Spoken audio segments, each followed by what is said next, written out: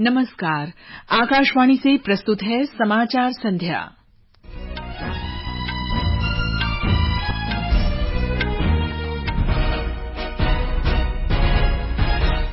प्रधानमंत्री नरेंद्र मोदी ने छत्तीसगढ़ में लगभग 35,000 करोड़ रुपए की कई विकास परियोजनाओं की शुरुआत की। प्रधानमंत्री कल आकाशवाणी पर मन की बात कार्यक्रम में अपने विचार साझा करेंगे। 3 नए आपराधिक कानून इस साल 1 जुलाई से प्रभावी हो जाएंगे। भारत ने कहा, क्वाड बहुध्रुवीय विश्व के विकास और लोकतंत्रीकरण को दर्शाता है। पेपर लीक के आरोपों के बीच उत्तर प्रदेश पुलिस कांस्टेबल भर्ती परीक्षा रद्द की गई। और क्रिकेट में रांची में चौथे टेस्ट के दूसरे दिन का खेल समाप्त होने तक भारत ने इंग्लैंड के खिलाफ 7 विकेट पर 219 रन बना लिए हैं। समाचार संध्या के साथ मैं कनकलता। प्रधानमंत्री ने छत्तीसगढ़ में लगभग 35,000 करोड़ रुपए की 10 परियोजनाओं का वर्चुअल माध्यम से उद्घाटन किया और आधारशिला रखी।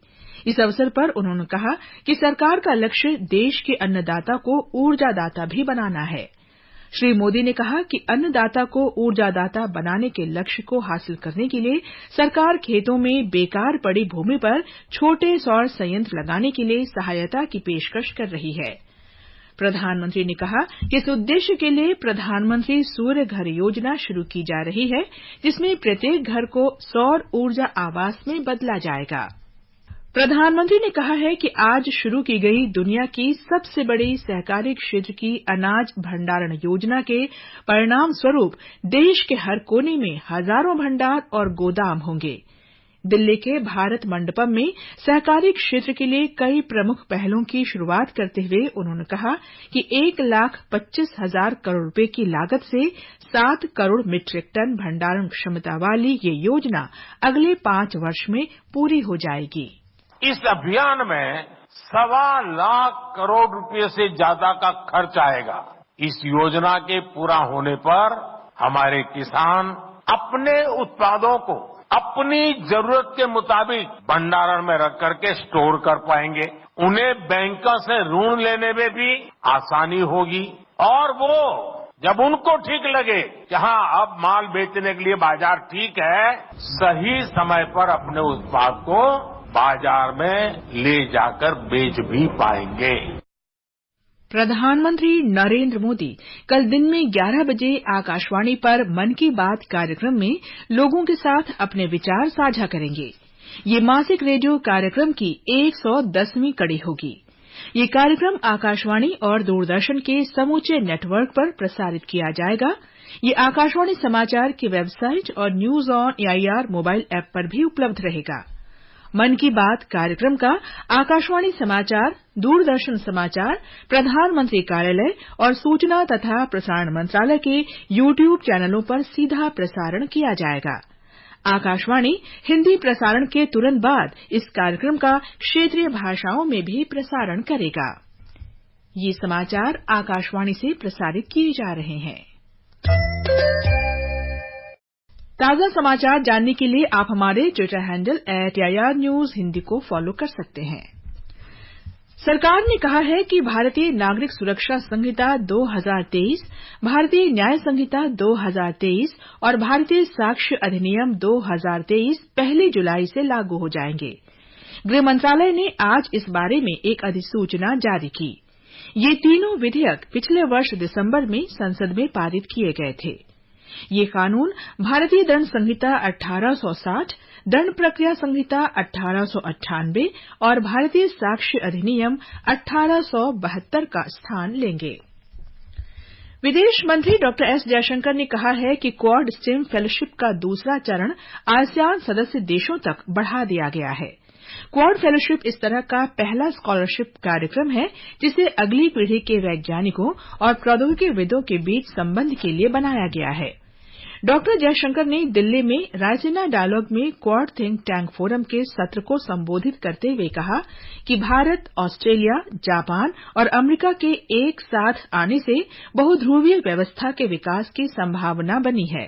In the last 5 years, Quad has become a significant and substantive platform for 4 large resident Indo-Pacific vibrant democracies that are seeking to uphold an open and inclusive Indo-Pacific. Like any new mechanism or platform, the Quad too is a product of its times. It emerged from global necessities, faltered for some time due to a complexity of reasons, and was then reincarnated with new governments and different circumstances. राष्ट्रीय मानवाधिकार आयोग की 5 सदस्यों की team ने आज संदेश खाली का दौरा किया। इस टीम का नेतृत्व आयोग की अध्यक्ष श्रीमती विजय भारती सयानी ने किया। टीम के 3 सदस्य जेलिया खाली गए, जबकि अन्य 2 सदस्यों ने संदेश खाली पुलिस स्टेशन का दौरा किया। इस टीम ने संदेश खाली ब्लॉक के विकास अधिकारी और स्थानीय ग्रामीणों से बातचीत भी की। उत्तर प्रदेश के मुख्यमंत्री योगी आदित्यनाथ के निर्देश पर राज्य में 17 और 18 फरवरी को आयोजित पुलिस कांस्टेबल भर्ती परीक्षा रद्द कर दी गई है। अगले 6 महीने के अंदर पूरी शुचिता के साथ दोबारा परीक्षा आयोजित की जाएगी। परीक्षा में दोबारा शामिल होने वाले उम्मीदवारों को उत्तर प्रदेश परिवहन निगम निःशुल्क परिवहन सुविधा उपलब्ध कराएगा। इस बारे में राज्य के गृह विभाग ने आदेश जारी कर दिए हैं। राष्ट्रीय अन्वेषण अभिकरण एनआईए ने जम्मू कश्मीर के हंदवाड़ा में नशीले पदार्थों की तस्करी मामले में 4 अचल संपत्तियां और 2 करोड़ से अधिक रुपये जब्त किए हैं। एनआईए ने एक विज्ञप्ति में कहा कि इन संपत्तियों का संबंध कुपवाड़ा जिले के हंदवाड़ा तहसील के 4 आरोपियों से है। एजेंसी का कहना है कि अब तक इस मामले में कुल 12 आरोपी गिरफ्तार किए गए हैं। इन आरोपियों का संबंध आतंकी गुट लश्कर-ए-तैयबा और हिजबुल मुजाहिदीन से है। एनआईए ने 15 आरोपियों पर आरोप पत्र दर्ज किया है। उत्तर प्रदेश के कासगंज में एक ट्रैक्टर ट्रॉली के तालाब में गिर जाने से 8 बच्चों और 13 महिलाओं सहित 23 लोगों की मौत हो गई है। ट्रैक्टर ट्रॉली पर सवार सभी लोग गंगा स्नान के लिए कादरगंज की ओर जा रहे थे। मुख्यमंत्री योगी आदित्यनाथ ने पीड़ित परिवारों के प्रति संवेदना व्यक्त की है। उन्होंने प्रत्येक मृतक के परिवार को 4-4 लाख रुपये और घायलों को 50-50 हजार रुपये की अनुग्रह राशि देने की घोषणा की है। प्रधानमंत्री नरेंद्र मोदी ने दुर्घटना में मारे गए लोगों के प्रति दुख व्यक्त किया है।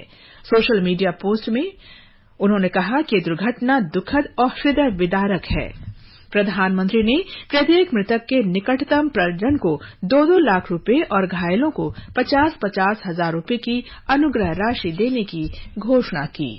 देश की सबसे बड़ी और महाराष्ट्र की पहली महाराष्ट्र सूक्ष्म लघु और मध्यम उद्यम रक्षा प्रदर्शनी का उद्घाटन उप मुख्यमंत्री देवेंद्र फडणवीस ने आज शाम पुणे के निकट मोशी के अंतर्राष्ट्रीय प्रदर्शनी और सम्मेलन केंद्र में किया। श्री फडणवीस ने कहा कि महाराष्ट्र के रक्षा उद्योग को बढ़ावा देने के लिए नई नीति लाई जाएगी। इस क्षेत्र में सूक्ष्म लघु और मध्यम उद्यमों को विकसित करने के प्रयास किए जाएंगे। एक रिपोर्ट। महाराष्ट्र ने 2017 में एरोस्पेस और रक्षा नीति बनाई है और इस क्षेत्र को बढ़ावा देने के लिए 1000 करोड़ का फंड बनाया है। इससे 600 एमएसएमई बनाए गए हैं। देश की वायुसेना की रखरखाव कमान, सेना की दक्षिणी कमान यहीं स्थित है। यह प्रदर्शनी अगले 3 दिनों के लिए इस उद्देश्य से आयोजित की गई है कि आत्मनिर्भर भारत योजना के तहत रक्षा बलों के लिए आवश्यक नवीनतम हथियारों का निर्माण देश में ही हो और साथ ही पुणे के पास के कुछ अन्य छोटे और बड़े उद्योग इसमें भाग ले। रांची में इंग्लैंड के साथ चौथे क्रिकेट टेस्ट मैच के दूसरे दिन का खेल खत्म होने तक भारत ने अपनी पहली पारी में 7 विकेट पर 219 रन बना लिए हैं। ध्रुव जुरेल 30 रन और कुलदीप यादव 17 रन बनाकर नॉट आउट हैं। भारत की ओर से यशस्वी जायसवाल ने 73 रन और शुभमन गिल ने 38 रन बनाए। एफआईएच पुरुष हॉकी प्री लीग में आज ओडिशा के बिरसा मुंडा स्टेडियम में भारत तथा ऑस्ट्रेलिया के बीच मैच खेला जा रहा है। ताजा समाचार मिलने तक भारत 2-1 से आगे है। आज खेले गए एक अन्य मैच में स्पेन ने आयरलैंड को 7-0 से हरा दिया। कल भारत का मुकाबला आयरलैंड से होगा। ये मैच शाम 7:30 बजे खेला जाएगा। महिला प्रीमियर लीग क्रिकेट में आज बंगलुरू में रॉयल चैलेंजर्स बैंगलोर और यूपी वॉरियर्स के बीच मैच हो रहा है। यूपी वॉरियर्स ने टॉस जीतकर गेंदबाजी करने का फैसला किया है। ताजा समाचार मिलने तक रॉयल चैलेंजर्स बैंगलोर ने 18 ओवर में 5 विकेट पर 141 रन बना लिए हैं। कल पहले मैच में मौजूदा चैंपियन मुंबई इंडियंस ने दिल्ली कैपिटल्स को 4 विकेट से हरा दिया। प्रधानमंत्री नरेंद्र मोदी कल गुजरात में 52,025 करोड़ रुपए से अधिक की कई विकास परियोजनाओं का लोकार्पण और शिलान्यास करेंगे। हमारे संवाददाता ने बताया है कि इनमें स्वास्थ्य, सड़क, रेल, ऊर्जा, पेट्रोलियम, प्राकृतिक गैस और पर्यटन सहित कई महत्वपूर्ण योजनाएं शामिल हैं। इस पुल के निर्माण के साथ ही तीर्थयात्रियों को अब बेट द्वारका पहुंचने के लिए नाव परिवहन पर निर्भर रहने की आवश्यकता नहीं होगी। इस कार्यक्रम में प्रधानमंत्री वाडीनार में पाइपलाइन परियोजना का लोकार्पण करेंगे और 3 रेल विद्युतीकरण परियोजनाएं राष्ट्र को समर्पित करेंगे। प्रधानमंत्री राष्ट्रीय महामार्ग 927D के धोराजी जामकंडोरना कालावाड़ खंड के चौड़ीकरण, जामनगर में एक क्षेत्रीय विज्ञान केंद्र सहित विभिन्न परियोजनाओं की आधारशिला भी रखेंगे। शाम को प्रधानमंत्री राजकोट जाएंगे और राजकोट, बठिंडा, रायबरेली, कल्याणी और मंगलागिरी में 5 नए एम्स राष्ट्र को समर्पित करेंगे। अंत में मुख्य समाचार एक बार फिर। प्रधानमंत्री नरेंद्र मोदी ने छत्तीसगढ़ में लगभग 35,000 करोड़ रुपए की कई विकास परियोजनाओं की शुरुआत की। प्रधानमंत्री कल आकाशवाणी पर मन की बात कार्यक्रम में अपने विचार साझा करेंगे। 3 नए आपराधिक कानून इस साल 1 जुलाई से प्रभावी हो जाएंगे। भारत ने कहा, क्वाड बहुध्रुवीय विश्व के विकास और लोकतंत्रीकरण को दर्शाता है। पेपर लीक के आरोपों के बीच उत्तर प्रदेश पुलिस कांस्टेबल भर्ती परीक्षा रद्द कर दी गई है। इसके साथ ही समाचार संध्या का ये अंक समाप्त हुआ। नमस्कार।